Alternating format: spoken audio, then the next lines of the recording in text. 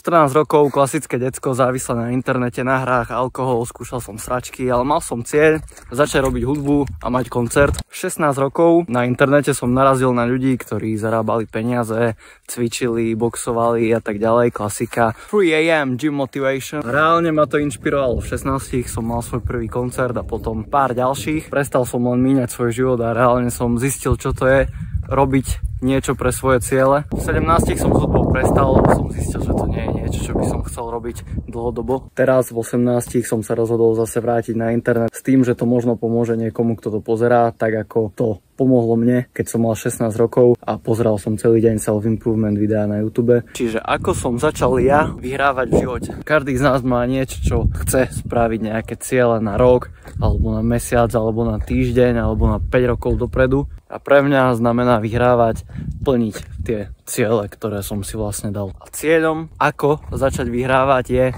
začať. Predpokladám, že väčšina z vás, ktorí pozeráte toto video, ma pozná vďaka mojej hudobnej kariére, ale väčšina z vás ma poznala až vtedy, keď som začal vybuchovať na TikToku. Veľa ľudí nevie, že som to robil už 2 roky. Vo všetkom, čo chceš začať, budeš z začiatku zlý, ale musíš to dookola robiť, kým budeš dobrý. A musíš vydržať, kým budeš dobrý, ale keď nikdy nezačneš, tak nikdy nebudeš mať možnosť stať sa dobrým. OK, konečne idem nahrávať track. Tento bude dokonalý, rovno ho dropnem, rovno vybuchnem, keď nekončím. Keby som si toto povedal, tak by som o 2 roky nikdy nebol a nikdy by som nemal koncerty, nikdy by som z toho nič nezarobil, nikdy by som si neskúsil, aké to je niečo dokázať, čo chcem, lebo v ničom, čo začneš, nebudeš hneď dobrý. Preto je cieľ len začať. V gyme prišiel som prvýkrát do gymu v 15, klasika 5 okolo benchu, potom začneme cvičiť biceps, týždenne mohnúť ruku. 3 roky neskôr a možno by niekto aj povedal, že občas chodím cvičiť. Ale základ bol aj tak stále to, že ma ten deň spolužiak po škole zavolal do gymu a to začalo to, že som tam ostal 3 roky. Toto, čo robím teraz, je začiatok. Toto je moje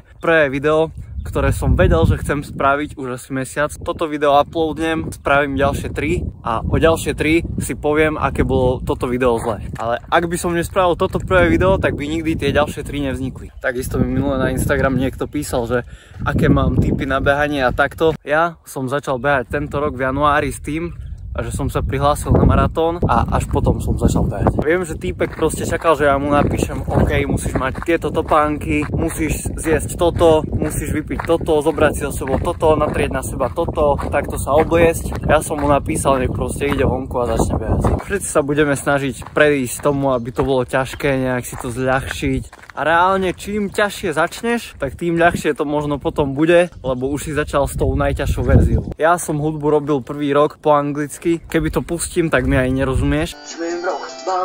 Čiže potom, keď som konečne začal robiť po slovensky, tak to pre mňa bolo zrazu všetko úplne ľahké, lebo zrazu som sa nemusel sústrediť na výslovnosť, lebo viem po slovensky a automaticky som mal proste výhodu. Ísť prvýkrát do gymu, keď nevyzeráš vôbec dobre, možno si suchý, možno si obézny, vtedy to je najťažšie. Potom vidíš nejaký progres, máš nejaké svaly, prídeš v tielku, už to je ľahšie, už si v tom.